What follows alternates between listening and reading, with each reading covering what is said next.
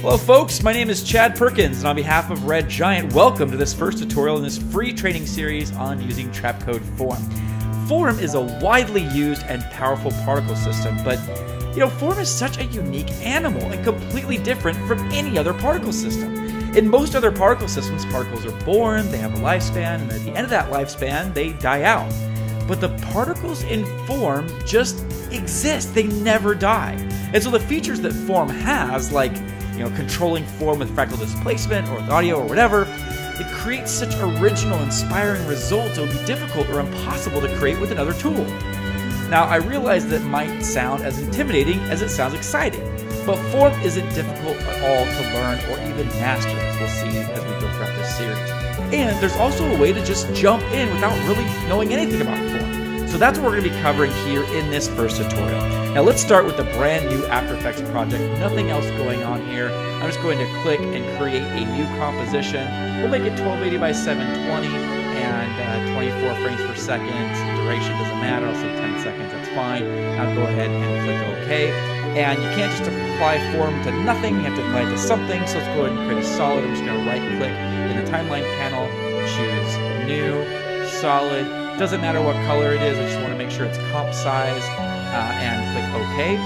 And now I'm going to go to Effect, and then I would go to RG Trapcode, but I'm actually currently using beta software, so I'm going to go to RG Trapcode Beta, and I'm going to choose Form to apply Form. Now your default settings should look something like this, an unimpressive kind of grid of white dots. Depending on the resolution of your composition, this might look smaller or bigger, but something roughly like this is the default settings for Form. I realize not super impressive. In the next tutorial, we're going to look at how to create impressive stuff from scratch, but there are a bunch of presets included with Form to help you get started right away, and they're found here in the designer.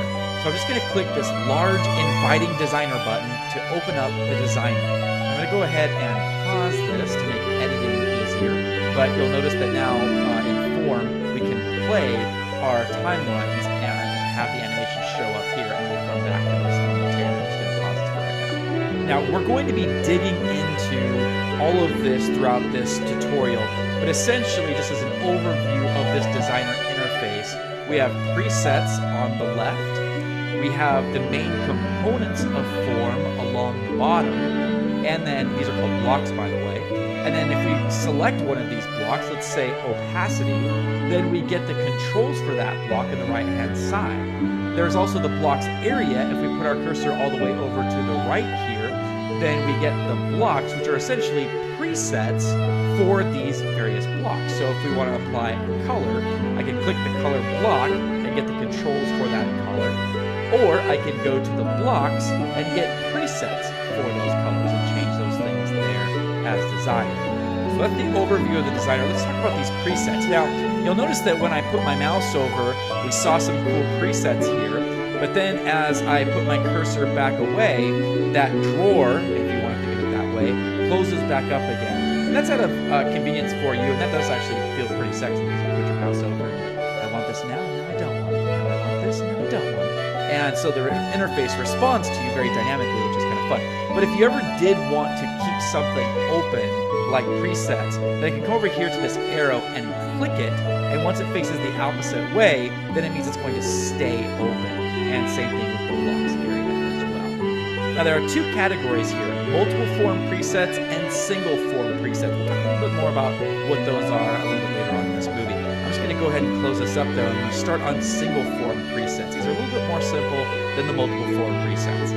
Now I'm going to open up basics right here at the top. We have a bunch of really awesome presets in each one of these categories. Let's say, for example, this plasma thing 1, this beautiful form shape.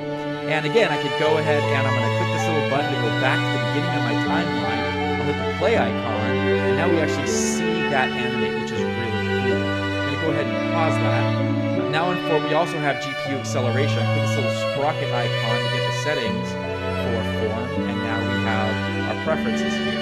So I was using CPU acceleration, but now I could also use GPU acceleration. And there's two options here.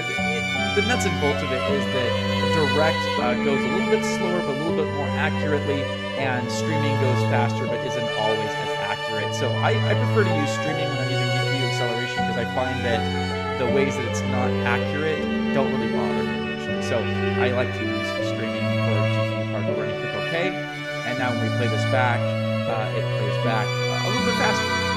Now, I've noticed some glitches in my screen recording software when I have multiple things using the GPU, so I'm going to go ahead and just turn this off back to CPU for right now, but I would recommend leaving this set to GPU. I find that it does speed things up a little bit.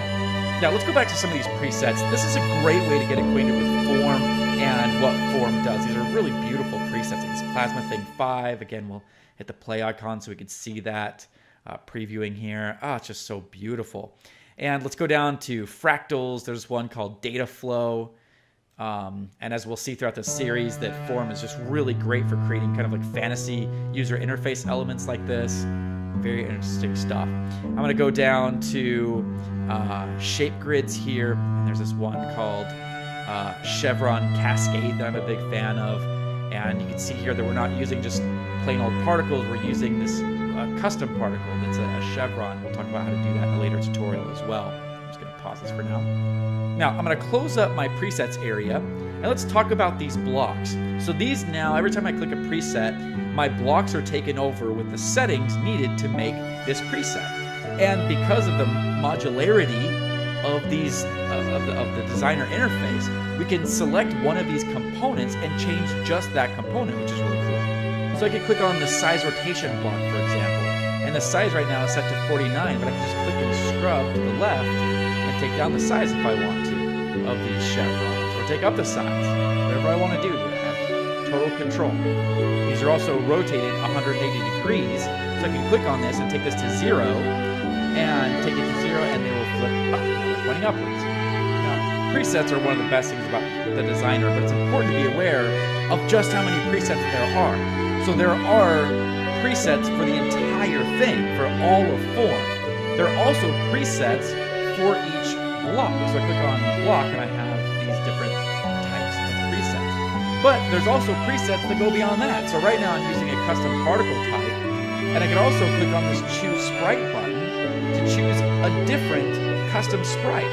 So I can scroll down and look at all these amazing options. So if I wanted to use arrows here, I could just click on basic arrow, click OK, and now my chevrons are replaced with these basic arrows. So presets everywhere. It's pretty awesome. Now let's say I really liked this change. I like these tinier arrows pointing upwards more than the chevron. I don't. I did. I could come down here to this button right here, which is Save Single Form, and I could save this as a preset if I want. From then on, at the bottom of my area here, close these up so you can see this correctly. But in the bottom, in the custom section, that's where my custom presets would show up. Oh, and you know what? You could also save your own custom block presets if you want. You just go over here to the controls area by the block section and just click this little save preset icon, and then your preset will show up in the blocks area as well.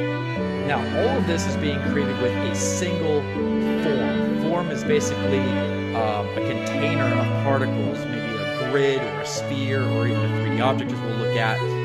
And that's kind of like the structure or the base form of the particles, often just called the form. And in times past, we were only able to have one form at a time, or one base form. But now you can actually have multiple forms at once. And so I'm going to go into my presets area and click on multiple form presets. All of these just contain, all the single form presets just contain one form, one base form structure. Multiple form presets use multiple forms and tend to be a bit more complex. There's some great ones here. I'm going to open up Organic. Cygnus JM is really interesting. I'm going to hit play here, and actually I'm going to keep this. I'm going to put this in here so this stays open. These don't render as quickly because, again, there are multiple forms happening at once. So there's just a lot of textures here. There's some stars, and there's like these kind of strings and glows. Just a lot of really rich stuff going on. I'm going to close up Organic. I'm going to open up Backgrounds. This is probably my favorite of all of the presets. I don't know why. I just love this. It's just so 80s and awesome. And this is just multiple forms at once, creating shapes and squares, rainbow stuff. I love it. It's so cool. I'm gonna close up backgrounds. I'm gonna open up space. I love this neutrino one. I love space things. This feels like something straight out of 2001. When I close up space, I'm gonna go to geometry. I love this magic torus. And let's take this apart. I'm just gonna double click this to apply it. And I'm actually gonna go ahead and pause the action. You see we have a bunch of particles moving around here.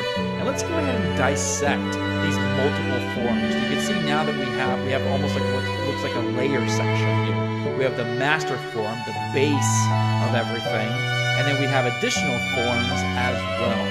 You see that we almost kind of have like a stack here where we just had one little block before. We now have the block plus a couple other ones in waiting. So for the active form, we're seeing the blocks, and for the other ones, we're seeing kind of like a condensed version of that. So I can take off the visibility of, let's say, form 3 and form 2, and now I'm just seeing the master form, form 1. I still have form 3 selected, but I'm looking at master form. So I can click on master form to see all of the parameters here for master form. If I want to have special access to different aspects of the form, I can click this little flyout menu, and from here we can duplicate the form, we can solo it and see just that, we can unhide all forms, we could reset this form, we could reset the whole project, and we could also save this form preset. If we want to, let's say, add another blank form, we could go up to the forms area here and click this blue plus icon to add a new blank form. And we're now seeing this familiar pattern here that we saw with the default form settings earlier. To get rid of that, I can simply select it and hit the trash can icon, and it goes away.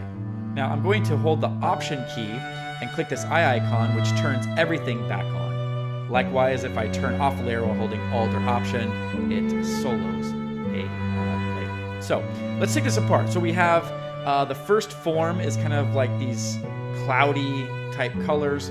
The second form is like these kind of same colors but particles, and then the third form is like this. That third form is kind of like this 3D torus shape. And when I say 3D, I actually mean 3D. I can click this camera icon and we get this camera preview, and now we have camera tools, and I can click around this.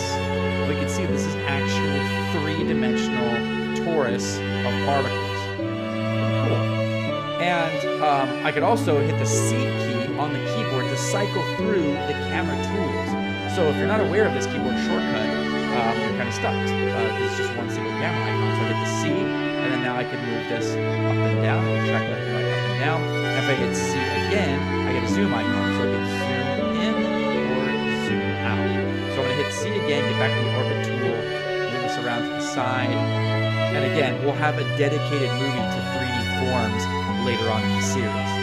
Now if I wanted to, I can reset all the camera moves by clicking this little reset icon. That's not to be confused with this icon, which will actually reset the whole project. This one just resets the camera. By the way, these other settings are also important. You can turn on and off motion blur, depth of field, and you can also turn this off. This is the full render icon. I usually leave this turned off, but if you want to see just the particles in their most simple form, you can turn this off, which gets rid of a lot of effects and makes things render more quickly, but just kind of gives you one single flat pixel. And then again, turn this on. I'll go ahead and turn off the camera settings. Now, you might have noticed that there's kind of like this weird gap here with the plus sign. But what happens is, when you have a master form and then add extra forms, the forms by default inherit properties from the master. So when you just see a vacant blank space here, it means that this form, form 2 in this case, is getting this property, color in this case, from the master form. So the master form has this blue-orange, light blue gradient, and because form 2 and form 3 have nothing there, we know that these colors, or these forms, are getting its color from the original master form. But we can change that. Let me go ahead and turn back on all these other forms. I have form 3 selected, that's the torus. Now I'm going to go ahead and click the plus icon to add a new color to just form 3, that's the torus, 3D shape. I'm going to go ahead and, in the block section, I'm going to click on Peachtree, And now you can see that we have a more warm tone Taurus, and yet the master form color is still intact, and also form 2, the extra particles, it's still using or inheriting, you could say, the color from the master form. But form 3 is allowed to be its own creature and have its own color swatch. Now, again, we could also change this if we want to. We can temporarily turn this off, so see what it looks like with inherited color. Turn that back on again. And I can also delete this to get back to the original color as well. So again, total flexibility. And you don't have to be a master of form to get in here and really do some amazing creative stuff.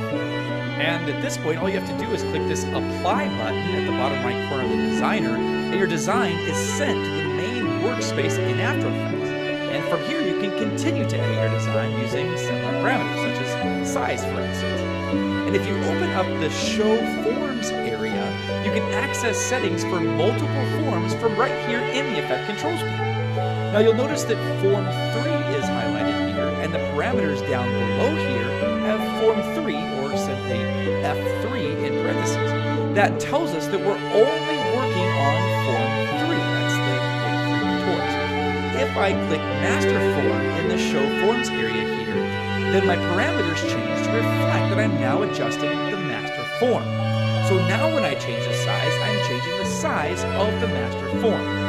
Now, I personally prefer working in the designer, but we don't have to go back to the designer for every little change.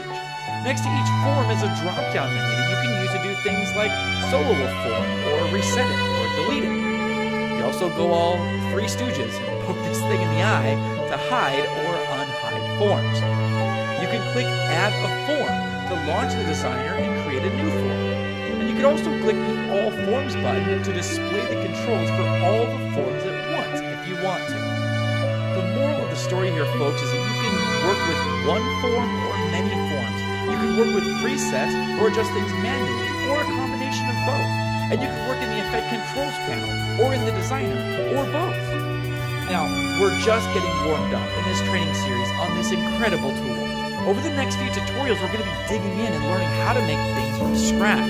We'll also learn about the power of curves, formerly called quick maps. And we'll also learn about how to use OBJs to make the fundamental structure of form a 3D object.